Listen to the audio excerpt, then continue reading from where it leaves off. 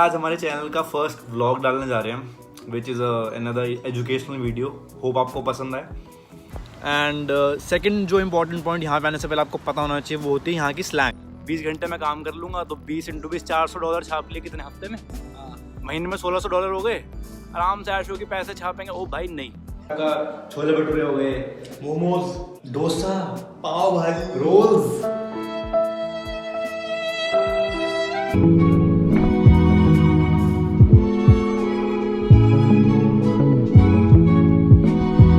मेरी ड्रेस से टाइटल लगा रहे होंगे कि जा रहे हैं ऊबर ईट्स की वीडियो बनाने।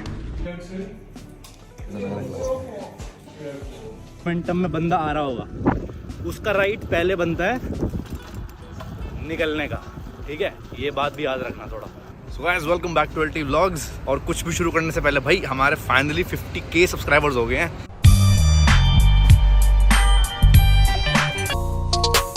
ओह, ये क्या कर रहे हो? 5 हिसाब लगा रहा हूँ।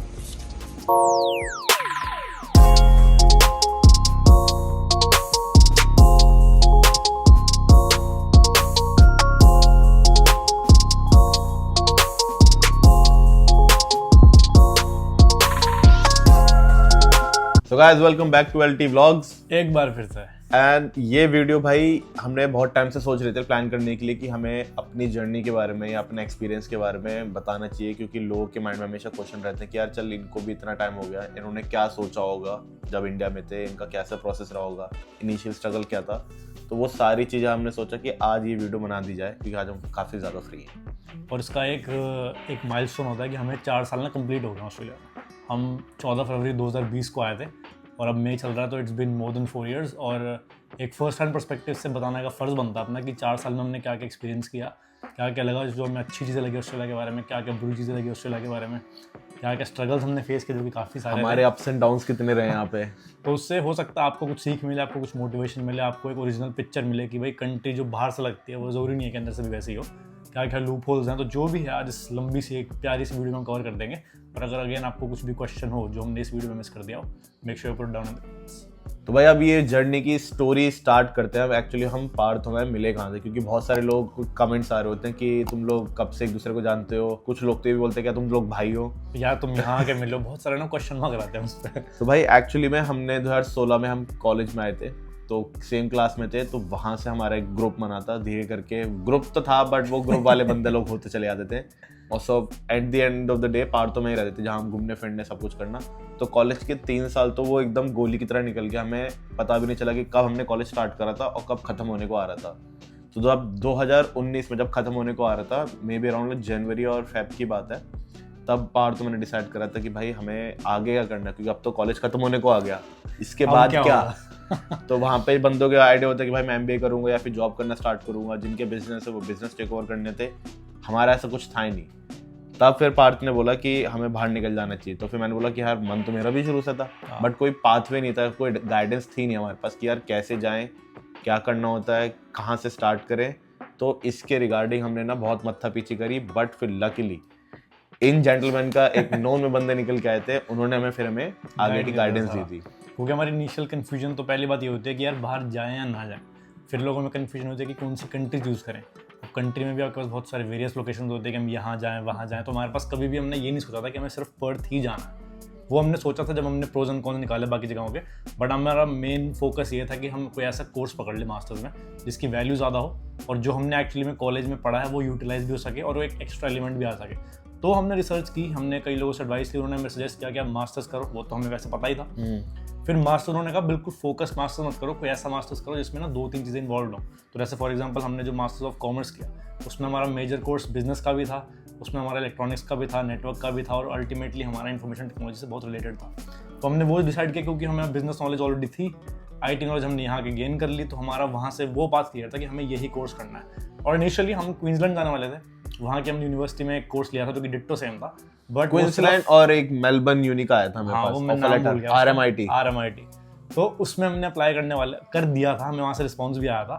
बट उसमें दिक्कत क्या थी, कई जगहों पे वो कोर्स सिर्फ 18 मंथ्स का था, और 18 मंथ्स का कोर्स मतलब 2 साल पूरे नहीं होंगे आपके, और 2 साल पूरे नहीं होंगे तो हमें TR नहीं मिलता, जिस पर हम आज यहाँ पे हैं। तो हमारा वहाँ से थोड़ा स्ट्रीमलाइन विजन बना कि हमें ये कोर्स करना है। और किसी ऐसी जगह से करना जिसकी रेपुटेशन अच्छी हो। तो फिर हमने पर्थ चूज़ किया। उसके भी बहुत सारे उसमें कैलकुलेशंस की हमने कि यार आगे जाके सही होगा या नहीं होगा, पॉपुलेशन कितनी है, कितना स्कोप है इसका वहाँ जाके, क्योंकि हर कोर्स की स्कोप हर सिटी में नहीं होगी। तो वहाँ से हमने एटलीस्ट ये डिसाइड किया कि ठीक है अब पर्थ जाना है। फिर जब हमने अपना प्रोसेस स्टार्ट करा था तो भाई जैसे आप लोग के माइंड में एंजाइटी रहती है, डर लगा रहता है, उतना ही फेज से हम भी गुजरे उस फेज से हम भी गुजरे थे कि जब हम अपने डॉक्यूमेंट्स भेजते थे तो हम अपने एजेंट से रेगुलरली विद इन 1 वीक के अंदर मैसेज करते रहते थे या कॉल करते थे कि वहाँ से कोई अपडेट आया, कोई आगे फर्दर स्टेप की इन्फॉर्मेशन आई है, हमें क्या आगे करना है। तो ये सारे डाउट्स जैसे आपके माइंड में रहते हैं इतने ही हमारे रहते थे। जब हमारा कंफर्मेशन फॉर एनरोलमेंट आया था कि चलो एडमिशन तो हो गया है, उसके बाद वही नेक्स्ट स्टेप कि भाई वीज़ा में क्या होगा। तो वो भी भाई बहुत बड़ा स्ट्रगल था, बट कैसे ना कैसे करके वीज़ा आया। बट जब वीज़ा आया था हम उस टाइम पे भी डर रहे थे हमारा वीज़ा इतना लेट क्यों आ रहा है क्योंकि हमने अक्टूबर या सितंबर के एंड में ना हमने वीज़ा अप्लाई कर दिया था 2019 में, और हमारा वीज़ा आया है जनवरी 22 से 23 तारीख को। तो लिटरली 3 हफ्ते पहले आया था हमारा वीज़ा जब हम यहाँ पे आए। और हमारा I think February 3rd week से हमारी यूनिवर्सिटी स्टार्ट थी। तो हमने टिकट फालतू में काफ़ी महंगी बुक करनी पड़ी, क्योंकि ऑब्वियसली हमने टिकट हमने बाद में बुक की। तो हमने 14 की टिकट बुक की थी, 14 फरवरी की, और हम यहाँ पे 15 की सुबह पहुँच गए थे। फिर हम यहाँ पे इस धरती पे पहुँच कर हमने सोचा चल ठीक है एक स्टेप पार हो गया कि हम यहाँ पे आ चुके हैं, अब क्या होगा यहाँ आके। तो लिटरली जब हम एयरपोर्ट पे लैंड हुए थे, ऑस्ट्रेलिया का जो एक्सपीरियंस था, मतलब जो एक क्लीनलीनेस था और जो हमें एयरपोर्ट पे एम्बियंस मिला, जो फ्रेश हवा मिली, मतलब हम आधे पौने घंटे एयरपोर्ट के बाहर ना सिर्फ हम देख रहे थे, आसमान को घूर रहे थे कि ये फेफड़ों में सांस जा रही है, क्योंकि भाई हम आते हैं दिल्ली से और दिल्ली का एयर पोल्यूशन आई थिंक सारे इंडिया में सबको पता है कि कितना बेकार है। यहाँ पे आके तो हमारे ना फेफड़े खुल गए थे कि भाई ये होती है एक्चुअली सांस जा रही है बॉडी के अंदर। वो जो मोमेंट था जिसमें हम सारे चीज़ों को ना एब्जॉर्ब कर रहे थे, तो वो काफ़ी गोल्डन मोमेंट था, और वो मैं आई डोंट थिंक भूल अपनी लाइफ में कभी भूल पाऊंगा, क्योंकि वो फर्स्ट टाइम हमने यहाँ पे इस धरती पे कदम रखा था, और जो एक ऑरा होता है उस जगह का पहुँचते ही, वो भाई काफ़ी पॉजिटिव था। फिर एक दूसरी चीज़ जो हम पिछले 3-4 सालों से हमेशा आपको वीडियोस में कवर करते आए हैं कि हमने जो एक स्मार्ट चीज़ करी थी वही हम सब लोग को रेकमेंड करते हैं कि हमने इंडिया से अपनी प्री बुक अकोमोडेशन करके आए थे। तो हमें जब इधर आए तो हमारी ये टेंशन नहीं थी यार रहना कहाँ है, या 1 हफ्ते रहने का जुगाड़ है उसके बाद मैं कहाँ जाऊँगा। हमने पूरा 1 साल का अकोमोडेशन बुक करके आए थे। तो ये काइंड ऑफ एक अच्छी चीज़ जो आप हमारे एक्सपीरियंस से आप पॉइंट कर पा रहे होगे कि हमने जो चीज़ करी कि अपना ऑलरेडी प्री बुक अकोमोडेशन करके आओ, वही करके आए। तो हमने भी उधर ही करके आए, अकोमोडेशन में गए, उसका भी एक अलग मजा था। वहाँ पे उसका रूम का जो स्टाइल था, मतलब हम वहाँ पे 1 साल रहकर, वो आज भी मतलब कभी अगर हमें ऑप्शन मिलेगा यार तुम वहाँ जाकर रिलीव करना चाहोगे वो मोमेंट्स, तो कर लेंगे, जरूर जाके करेंगे। क्योंकि वो जो एक माना जगह कम थी, स्पेस कम थी, बहुत सारा सामान हमारा था, बट वो जो एक एक्सपीरियंस था ना एक हॉस्टल वाइब वाला, वो बहुत अच्छा था। तो मतलब उस जगह को तो हम आज भी याद करते हैं। और हमारे इनिशियल यूट्यूब की सारी जितनी वीडियोस है भाई उसी में ही है, तो आप जाके देख चेकआउट कर सकते हो कि हमने स्टार्टेड फ्रॉम द बॉटम था, अब यहाँ आ चुके हैं।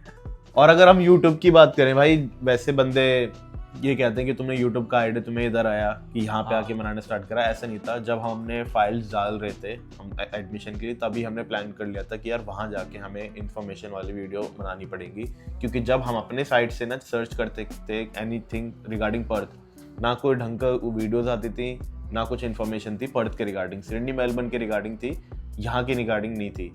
तभी हमने इनिशियल हिट करा था कि जब हम वहाँ जाएंगे तो हमें ये गैप को पूरा करना है, ये गैप पूरा करेंगे, क्योंकि हम जैसे हम क्लूलेस आए, हम नहीं चाहते कि जो और बंदे आ रहे हैं वो भी एकदम क्लूलेस आए, उनके पास एटलीस्ट नॉलेज हो। तो हम जैसे आए थे तो लिटरली हमारे लिए पर्थ सिर्फ सुना था कि यार पर्थ एक जगह है ऑस्ट्रेलिया में जहाँ पे क्रिकेट मैचेस होते हैं, बस ये पता था मेरे को। जब हम आए तो हमारे लिए भाई अननोन लोकेशन थी, अनचार्टेड थी बिल्कुल, हमें नहीं पता था कहाँ जाना है, क्या सिटी है, कहाँ है ईस्ट है, कहाँ वेस्ट है, कौन सी हॉटस्पॉट, सब कुछ नहीं पता था। वो सारी एक्सप्लोरेशन हमारी यहाँ आने के बाद ही हुई है। तो हमने कहा यार ये हम अकेले तो है नहीं जो पर्थ के बारे में सर्च करते हैं, हमें पता था और भी बंदे सर्च करते हैं। तो हमने कहा यार ये एक ऐसी जगह है जो हम टैप कर सकते हैं, और ये हमारा मेन फोकस था कि पर्थ के बारे में इन्फॉर्मेशन पहुंचाऊं लोगों को, ताकि लोग सिडनी, मेलबर्न, ब्रिस्बेन जो फेमस जगह हैं उनसे हट के भी वही जगहें हैं ऑस्ट्रेलिया में, तो उसको प्रमोट करने का हमारा एक वो था। और क्योंकि हमें रहते थे तो हमारे लिए वो आसान था, एक बार हम आ गए उसके बाद। फिर हमारा आने के बाद 15 फरवरी आने के बाद हमारे 1 हफ्ते बाद क्लासेस चालू हुई थी, तो हम हार्डली 2 वीक क्लासेस में गए थे। देन इन लोगों ने बॉर्डर शट कर दी कोविड की वजह से, एंड उसके बाद सारी ऑफलाइन क्लासेस भी बंद, सारी चीज़ें ऑनलाइन हो गई थी कि आपको यूनी जाना बंद। मगर वहीं से जो हमारा जो खुशी का पीरियड था ना वो 1 या 2 हफ्ते का था, क्योंकि उसके बाद हमारा दुख का पीरियड थोड़ा स्टार्ट हो कि भाई फाइनेंशियल प्रॉब्लम स्टार्ट हो जाती है, क्योंकि इंडिया से पैसे मंगाने में ना तुम्हें अंदर ही अंदर दुख होता है, क्योंकि तुम्हारे मॉम डैड ने ऑलरेडी इतना पैसा खर्च करके यहाँ भेजा होता है, तो तुम्हारे अंदर से ना गिल्टी फील होता है कि यार मैं इतने पैसे नहीं मंगाऊं, तो तुम जो तुम्हारी रिक्वायरमेंट होती है ना, तुम उससे या तो जस्ट रिक्वायरमेंट के हिसाब से मंगाते हो या उससे कम। तो उस टाइम हम जो भी पैसा इंडिया से लेके आए थे वो हमें पता था कि ज़्यादा टाइम नहीं चलने वाला। बॉर्डर बंद हो गए थे, सब कुछ बंद था, इवन ग्रोसरी कुछ टाइम तक तो ग्रोसरी स्टोर्स भी बंद थे, तो मतलब रोड्स वर डिजर्टेड, कुछ नहीं होता था वहाँ पे। तो हमें शुरू में तो जॉब का हमें कभी ख्याल आया नहीं कि जाते ही जॉब करनी पड़ेगी, बट जब वो आपको सर पे जब आपको पड़ा कि भाई यहाँ पे पैसे ख़त्म होने वाले हैं, कोविड आ गया है, लॉकडाउन लग गया और आपको सर्वाइवल के लिए पैसे चाहिए होंगे, तब हमारे माइंड में हमारे किसी फ्रेंड ने बताया कि यार यहाँ ना ऊबर ईट्स बहुत चलता है, वो भी साइकिल पे। तो पहले तो भाई मैंने कहा कि यार मैंने ना कभी वीडियोज़ देखी थी ऊबर की, ना मैं कुछ पता था, ना हमारे पास लाइसेंस था उस टाइम। तो हमने कहा, इससे हमने एक बंदे से अपना प्रोसेस पूछा और हमने फिर अल्टीमेटली डिसाइड किया कि घर बैठने से अच्छा, जो हम दिन भर घर पे बैठ रहे हैं अच्छी बात है, हम आइडियाज़ लेके आते हैं, बट हमें eight the end of the day कुछ इनकम सोर्स चाहिए। तब हमने डिसाइड किया लॉकडाउन में, जब कुछ नहीं था करने को, कि भाई साइकिल लेते हैं और साइकिल पे ऊबर ईट्स का प्रोसेस स्टार्ट करते हैं, चाहे कम पैसे आएंगे बट सर्वाइवल के लिए पैसा आ जाएंगे। तो रफली 1 महीने बाद जब हमारा, क्योंकि हमने स्टार्ट तो डॉक्यूमेंटेशन 2-3 हफ्ते के अंदर कर देता, बट वही है कि टाइम लगता है सारी चीज़ों को प्रोसेस होने में। तो हमने यहाँ पे आने के बाद 2 से ढाई महीने में लग गए थे एक्चुअली हमारा ऊबर स्टार्ट होने में। फिर हमने ऊबर स्टार्ट करा था और ऊबर के लिए भी हमने साइकिल मंगाए पैसे थे वो हमने घर से मंगाए थे, क्योंकि उस टाइम क्योंकि कोविड था तो कोई सेकेंड हैंड साइकिल बेच नहीं रहा था और नई साइकिल्स $400 से $500 के बीच आई थी। तो हमने घर से पैसे मंगाए थे और हमने सोचा था कि यार चल एक बार जॉब लग जाए, उसके बाद हम ये जो पैसा हमने खर्च किया वो हम रिकवर कर लेंगे। और वाकई में हमारी जब जॉब लग गई, हम $300-400 कमा रहे थे हफ्ते के, विच वॉज उस टाइम के हिसाब से भाई बहुत जेन्युइन था। हमारी सारी ग्रोसरी आ रही थी, हमारा रेंट भी निकल रहा था और हमारे फालतू खर्चे थे ही नहीं। अगेन क्योंकि कोविड था तो सब चीज़ें बंद थी और नए नए आते तो हम सोच के चलते थे कि नहीं भाई पैसे बचाने। फिर इनिशियली 6-7 महीने ऐसे ही रहे भाई कि थोड़ा अपना फाइनेंशियल कंस्ट्रेंट रहता था। और जो लोगों के साथ हमेशा होता है कि जो नए आते हैं उनको फिर ना ये सारी चीज़ फेस तो करनी पड़ती है कि भाई इधर आके study load, financial problem, home sickness भी होती है। तो इसमें से हमारी 1-2 चीज़ें तो एलिमिनेट हो गई थी। स्टडी लोड हमने कभी शुरू से ज़िंदगी में लिया ही नहीं, कभी ना स्कूल में लिया, ना कॉलेज में लिया, ना इधर लिया। फिर रही बात होम सिकनेस की, तो हम साथ में आए थे तो हमें इतना ज़्यादा इफेक्ट होता नहीं था। साथ में पूरे टाइम पे हम टाइम स्पेंड कर रहे हैं, ज़्यादा से ज़्यादा कभी होगा तो फैमिली लोगों से डेली बात कर लेते थे। फाइनेंशियली वो हमने खुद ही अपना यहाँ पे आके प्रॉब्लम सॉल्व करी, ढूंढ लिया कुछ ना कुछ। तो आफ्टर 6 मंथ हमारी तब जाके हमारी एक पहली जॉब लगी थी, वो बारटेंडिंग वाली। वहाँ से हमारी जो जर्नी थी, वहाँ से हमारी यहाँ की जर्नी एक्चुअली लिफ्ट ऑफ हुई थी। तो वहाँ से पैसा आने लग गया था हमारे पास अच्छा खासा। और जब हमने बारटेंडिंग की जॉब की थी, हमारे एक 2-3 फ्रेंड्स जो एक फूड चेन में काम करते थे, उन्होंने वो जॉब क्विट की थी और उन्होंने बोला कि यार तुमको अगर और कोई एक्स्ट्रा पैसे चाहिए तो तुमने एक और जॉब स्टार्ट कर लो। हमने कहा कि कोविड चल रहा है, वैसे ही यूनिवर्सिटी जाना है नहीं, वेकेशन वाले फुल वर्किंग ऐसे, तो हमने उस टाइम अपनी सेकंड जॉब भी पकड़ ली।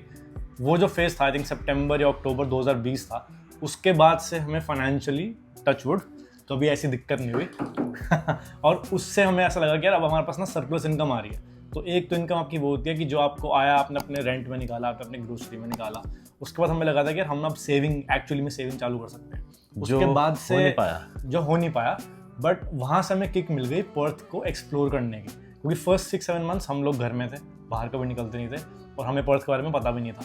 तो हमने एक दिन रैंडमली, क्योंकि हमारे पास लाइसेंस भी नहीं था, हमने अपने एक फ्रेंड को बोला कि यार अपनी ना गाड़ी दे दे, हमने इंडिया में गाड़ी चलाई हुई है, हम ज़रा 2-3 दिन घूम के आए, कहीं देखें कि भाई पर्थ ना आए हैं तो घूमना भी बनता है, ऐसा तो नहीं कि रूम में बैठे रहेंगे। इसके रिगार्डिंग भी वीडियो बना रखी है हमने। जो बंदे अगर हमारे चैनल शुरू से देख रहे हैं, सारी वीडियोस देख रहे हैं, उनको ना एग्जैक्ट वो ना लिव कर पा रहे होंगे सारी चीज़ें, क्योंकि हमने ये सारी चीज़ें ना वीडियोस में क्रोनोलॉजिकल ऑर्डर में समझा रहे हैं आपको सारी की सारी।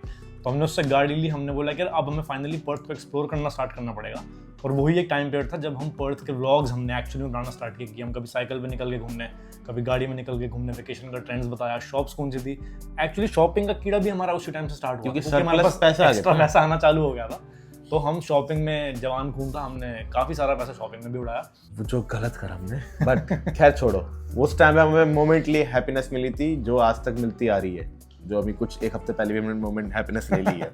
तो वहाँ से भाई हमारा शॉपिंग वॉपिंग स्टार्ट हो गया था। मगर जहाँ पे ये एक ना साइड चीज़ थी जो हमें किल कर रही थी, हमें पता नहीं चल रहा था, साइलेंट किलर था, कि जब हम अपने काम धंधे में इतने लग गए थे, यूट्यूब में इतने लग गए थे, एक्सप्लोरेशन में लग गए थे, ये सारी मस्ती की चीज़ें के होते होते हमने अपने पढ़ाई पे थोड़ा सा हो गया था हमारा कॉम्प्रोमाइज, थोड़ा जो सबके साथ होता है।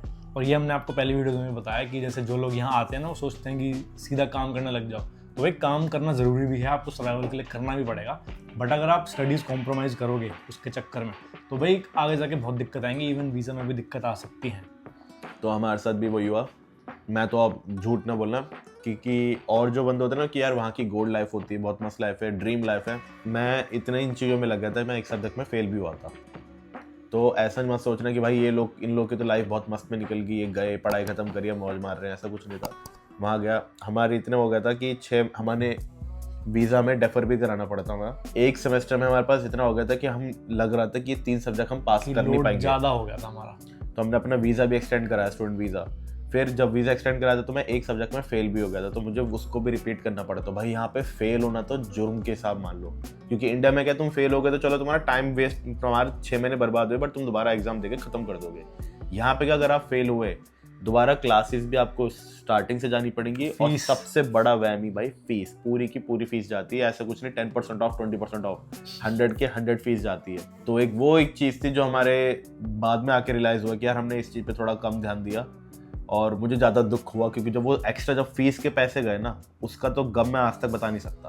क्योंकि वो एक ऐसा खर्चा होता है जो ना आप अवॉइड कर सकते हो, क्योंकि आपको बेसिकली पास होना है, और यहाँ पे पासिंग क्राइटेरिया 33 नहीं होता, 50 होता है। और क्योंकि आईटी सब्जेक्ट्स थे और हमने कभी अपनी लाइफ में आईटी पढ़ा नहीं था, और यहाँ का जो पढ़ने का जो स्टाइल है वो बिल्कुल अलग था। Like no books, only online classes होती थी, सिर्फ लैब्स में जाके सीधा प्रैक्टिकल होता था। तो हमें शुरू के 6-8 महीने या फिर पहला साल मान लो एडजस्ट करने में ही बहुत टाइम लग गया था। तो ये भी आप माइंड में लेके चलना कि जो इंडियन एजुकेशन सिस्टम है या जो आपकी कंट्री में एजुकेशन सिस्टम है वो यहाँ से काफ़ी हटके होगा। और क्योंकि हमारा सब्जेक्ट ही डिफरेंट है इसलिए हमें स्ट्रगल भी हुआ।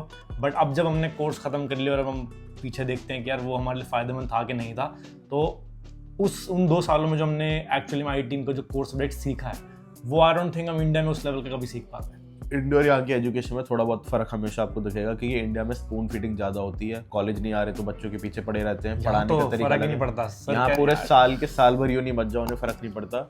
मगर यहाँ पे पढ़ाई का फर्क ये है कि आपको खुद ज़्यादा पढ़ना पड़ता है, टीचर यहाँ पे ज़्यादा नहीं पढ़ाते, आपको खुद हद से ज़्यादा पढ़ना पड़ता है। तो ये उल्टा ही बेकार सीन होगा कि आप फीस भी ज़्यादा भर रहे हो, पढ़ाई भी खुद ही कर रहे हो। तो खैर छोड़ो भाई, ये तो हमारे उस 2020-21 की बात थी। उसके बाद ओवर द 3 इयर्स में हमने यूट्यूब पे भी हमेशा कंटिन्यूस ध्यान दिया था, टिल 2023 तक या टिल 2023 मिड तक ले लो, उस टाइम तक हमने रेगुलर वीडियोस डाली। हमारे चैनल भी ग्रो, उसका भी हमें एक सेल्फ सेटिस्फेक्शन थी कि हमारी वीडियोस लोग देखते हैं, जो हम इन्फॉर्मेशन प्रोवाइड कर रहे हैं उसका हमें पॉजिटिव फीडबैक भी आता है। और जब से बॉर्डर खोले तो इतने सारे लोग जो आए हैं तो वो भी खुद बताते हैं कि भाई तुम्हारी वीडियोस देख देख के भी आए हैं हम। तो वो भी एक हमारे लिए काफ़ी एक पॉजिटिव चीज़ रही थी, वो भी एक मोटिवेशन फैक्टर था। क्योंकि हम शुरू में तो चलो हमने इन्फॉर्मेशन दी, हमें लगा कि इन्फॉर्मेशन पहुंचा रहे हैं, बट जब आपको उसका रिजल्ट मिलता है, यार मैंने जो इन्फॉर्मेशन दी उसका ना किसी एक्चुअल बंदे को फ़ायदा हुआ है, उसको देख के बंदे यहाँ पे आए, तो उसकी सेटिस्फेक्शन अलग होती है। वो आपको पैसे से नहीं मिल सकती, ना आपको आपके चैनल के उससे मिल सकती है। तो ये सब के बाद जब हम, हाँ जो तुम बता रहे थे, हमने गाड़ी हमने बंदे से उठाई थी, तो जब वो गाड़ी की हमने वीडियो बनाई थी उस टाइम पे हमें ये रियलाइज हो गया यार अब अपनी गाड़ी लेनी चाहिए हमें। हमने आते ये चीज़ तो नोटिस कर ली कि पर्थ में सिर्फ 5 ट्रेन लाइन्स हैं और वो हर सबब को कवर नहीं करती।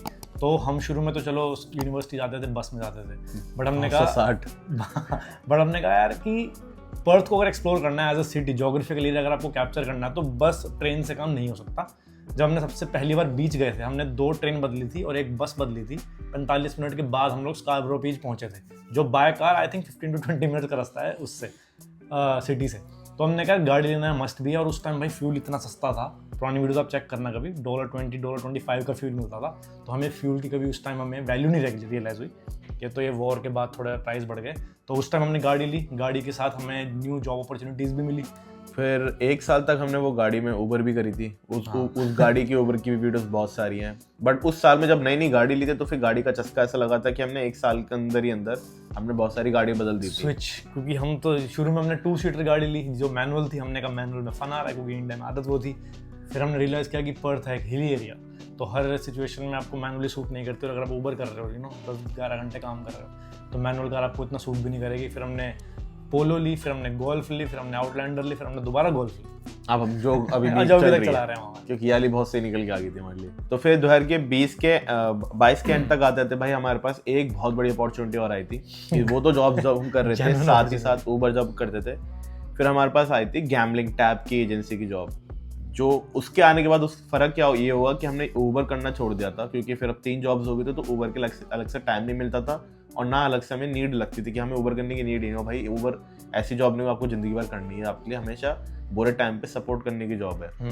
अपनी मेन जॉब ढूंढने का हमारा शुरू से वो था आइडिया। वो जब 3 जॉब्स हो गई, उन 3 जॉब्स को भी हम लगातार 7-8 महीने करा। फिर पार्थ का ट्रक की जॉब होगी जो आज तक कर रहे हैं, मस्त जल्दी जॉब। एकदम। और मैंने ट्रक की इसलिए नहीं करी क्योंकि मेरे को अपनी बार टेंडिंग की शिफ्ट जॉब्स में ही मेरे को प्रमोशन मिलता चला गया, तो मैं आज की डेट में वहाँ पे अब सुपरवाइजर हूँ, तो मेरे को उसकी नीड नहीं हो। मेरे को वो जॉब बहुत सूट करती है क्योंकि मैं थोड़ा मजा आता है उसके पूरे एनवायरनमेंट में काम करना। कमिंग बैक टू 2023 एंड जो मिड, जब हमने थोड़ा यूट्यूब से थोड़ा हट गया क्योंकि वहाँ से भाई बहुत सारी चीज़ें होने लगी, क्योंकि पार्थ को 2-3 बार इंडिया भी जाना पड़ा, एक बार यूएस जाना पड़ गया था तुम्हें, तो उसकी वजह से हमारा यूट्यूब पे थोड़ा ध्यान कम भी हो गया। फिर यहाँ पे और चीज़ें भी लाइफ में इतनी सारी पड़ जाती हैं कि तुम्हारे यहाँ पे भी दोस्त बनते हैं, उनकी भी लाइफ है, तुम्हारी खुद की भी फाइनेंशियल प्रॉब्लम जो घर के साइड से आती है, क्योंकि बड़े हुए तुम्हें नहीं पता भाई क्या क्या दिक्कतें आ जाती हैं। तो वो सब चीज़ चलता रहा। तो अब 4 साल बाद अब पुरानी चीज़ों को देखते हैं, आज के डेट में देखते हैं कि यहाँ पे आना डिसीजन था वो वन वे और अनदर, तो भाई सही गया। अभी तक हमें ऐसा रिग्रेट नहीं होता कि यार यहाँ पे वो तो किसी से नहीं हुआ, यहाँ पे आके हमने इतने पैसे लगा के कुछ फ़ायदा नहीं मिल रहा, ऐसा कुछ नहीं भाई। यहाँ पे आके हमें सब कुछ वन वे और अनदर पॉजिटिव वे में गई चीज़ें। तो भाई जैसे आपने पूरी जर्नी अभी तक हमारी सुन ली है, तो आपको ये लग रहा हो कि भाई सिर्फ अच्छी चीज़ें भी है। नहीं भाई, अच्छी चीज़ें भी नहीं है, बहुत सारी मेंटली डार्क चीज़ें भी। भाई मेंटली स्ट्रेस बहुत ज़्यादा हो जाता है अगर आप मेंटली इतने स्ट्रांग नहीं हो ना, अगर वीक हार्टेड हो और प्रेशर सिचुएशन में क्रम्बल कर जाते हो, तो this is not the right place for you, क्योंकि बहुत सारी अनप्रेडिक्टेबल चीज़ें होती हैं यहाँ पे जो आपको पता भी नहीं चलेगा। और उस टाइम पे अगर आपको ना काम और कंपोज रहना पड़ता है, चाहे कितना भी प्रेशर हो, आपको ना अपने आप को हैंडल करना आना चाहिए। अगर आप मेंटली वीक हो तो सर्वाइव नहीं कर पाओगे, क्योंकि कुछ कुछ ऐसे मोमेंट्स भी आते हैं जहाँ आपको ऐसा लगता है यार मैं अकेला ही हूँ, कोई नहीं है मेरे या पास, फिर मैं गलत ही आ गया यहाँ पे, गलत आ अगर गया। अपने घर होता तो बेटर होता, सपोर्ट मिल जाता। बट वो चीज़ अगर आप अब यहाँ आ गए हो तो देखो आप अकेले ही हो। अगर आपके दोस्त अच्छे हैं ठीक है, एक लिमिट तक आपके पास जाएंगे, बट जो भी यहाँ पे चैलेंजेस आते हैं एज एन अडल्ट वो आपको खुद ही मैनेज करने पड़ेंगे eight the end of the day. और जो यहाँ पे आए हो तो भाई एक स्ट्रगल है और एक माइंड सेट लेके आयो कि भाई मैं वहाँ आया हूँ तो यहाँ काम करने आया हूँ और जॉब करने आया हूँ और अपना पीआर लेके जाना ही जाना है, वहाँ नहीं मतलब पीआर लेना ही लेना है। तो वो माइंड सेट हमेशा क्लियर रखना, क्योंकि बंदे यहाँ पे 6-7 महीने आने के बाद जब उनको अनईजी फील होने लगता है या फिर ज़्यादा घर की याद आने लगती है तो डिस्ट्रैक्शन क्रिएट हो जाती है, कहते हैं यार मैं वापस चले जाऊँ क्या, ये वो कर दूँ वो कर दूँ। तो अपना माइंड सेट इतना पूरा क्लियर करके आना, वरना फ़ायदा नहीं है यहाँ पे आने का। बस एट द एंड ये थी हमारी एक जर्नी काफ़ी शॉर्ट फॉर्मेट में, जिससे आपको पता लग जाए कि हमारा पर्सपेक्टिव क्या था आने के बाद हम क्या सोचते हैं, आज की डेट में क्या चल रहा है। तो भाई अगेन स्टोरी से आप रिलेट कर सकते हो कि क्या क्या प्रोज हैं, क्या क्या कौन से क्या क्या स्ट्रगल्स आप फेस कर सकते हो, but this is again only for reference. हर बंदे का पर्सपेक्टिव अलग होता है, हर बंदे का माइंड अलग होता है। कुछ चीज़ें जो हमें बहुत अच्छी लगी यहाँ पे, क्या पता उसके लिए वो परवाही ना कर रहा हो या उसको बिल्कुल पसंद ना आए, या जो चीज़ हमें स्ट्रगल लग रही है जैसे फाइनेंशियल स्ट्रगल लग रही है, कोई बंदे जो रिच फैमिली से आते हैं उनको क्या पता वो भी स्ट्रगल ना लगे, तो वो different to different people to amend होता है। बट हमारी नज़रों में ये थी हमारी जर्नी, जिसमें मैंने आपको पूरा एक्सपीरियंस समझा दिया। अगर आपको कोई क्वेश्चन रहेगा या हमने कोई पॉइंट मिस कर दिया तो आप कमेंट में बता सकते हैं। एंड कुछ नहीं, बस भाई आई होप आप लोगों को हमारी ये वाली वीडियो अच्छी लगी, क्योंकि हमने काफ़ी सोच समझ के सोचा था कि यार ये वीडियो तो एक दिन बनानी है हमारे एक्सपीरियंस के रिगार्डिंग, और आपको थोड़ी हमारी हिस्ट्री में इंसाइट मिल गई होगी कि हमने पर्सपेक्टिव क्या था यहाँ आने का और यहाँ आके हम क्या प्लान कर रहे हैं और आगे क्या प्लान है। आगे का तो अभी चल रहा है। अभी जैसे हम पहले दिन से सोच के इधर यहाँ पे आए थे कि यहाँ पे जब आ रहे हैं तो थोड़ा प्रेजेंट में थोड़ा ज़्यादा जिएंगे, क्योंकि बंदे यहाँ पे आएंगे 1 महीने बाद ही ना बस पीआर की टेंशन लगा देते हैं। वो फायदेमंद है नहीं, क्योंकि हर चीज़ स्टेप बाय स्टेप होती है। अगर आप डे 1 पे आप ऑस्ट्रेलिया आए हो और आप सीधा पीआर का सोचना स्टार्ट कर दोगे फिर तो नहीं हो पाएगा, क्योंकि भाई पहले आपको अपनी स्टडीज़ कंप्लीट करनी है, फिर आपको टीआर पे जाना है, जॉब लेनी है, प्रोफेशनल ईयर करना है, एसीएस करना है, उसके बाद पीआर आता। तो ये हमें किसी ने बहुत अच्छा ज्ञान दिया था कि प्रेजेंट में जियो और चीज़ों को स्टेप बाय स्टेप लेके चलो। अगर आप सीधा एंड मोमेंट पे जाओगे तो कोई रिजल्ट नहीं मिलेगा। और भाई चीज़ों को एंजॉय करो, क्योंकि ये मोमेंट्स वापस नहीं आएंगे। हर एक चीज़ टाइम टू टाइम हो जाएगी। हार्ड वर्क करते रहो, मगर उसके साथ साथ अपने टाइम को और यहाँ की जो लाइफ है उसको एंजॉय करो, क्योंकि जब तुमने इतना पैसा लगा के इधर आए हो ना तो उस चीज़ का फायदा स्ट्रेस लेने नहीं आया। इतना पैसा लगा के बंदे स्ट्रेस ले रहे हैं, क्या फायदा हो जाएगा। फायदा आई होप जो न्यू स्टूडेंट्स यहाँ पे आ रहे हैं जो हमारी वीडियो देखेंगे उससे आपको इसको थोड़ी सेंस लगे। और भाई स्ट्रेस बिल्कुल नहीं लेना है यहाँ पे, आपको टेंशन होनी चाहिए चीज़ों की, क्योंकि ऑफ कोर्स यहाँ कुछ ऐसे डिसीजन आप लोगे जो आपकी पूरी लाइफ चेंजिंग डिसीजन होंगे। बट उसके रिगार्डिंग अगर स्ट्रेस लेते रहोगे और अगर सोचते रहोगे और फिर आप होम सिक हो जाओगे, लोनली फील करोगे, तो बात नहीं बनने वाली। आपको थोड़ा ना अंदर से स्ट्रांग होना पड़ेगा। तो उम्मीद है आपको इससे कुछ सीख मिलेगी, मिली होगी या मिलेगी, या बाद में आके देखोगे अरे हाँ सही बोला था इन लोगों ने। तो guys, hope you really like this and I'll see you in the next one.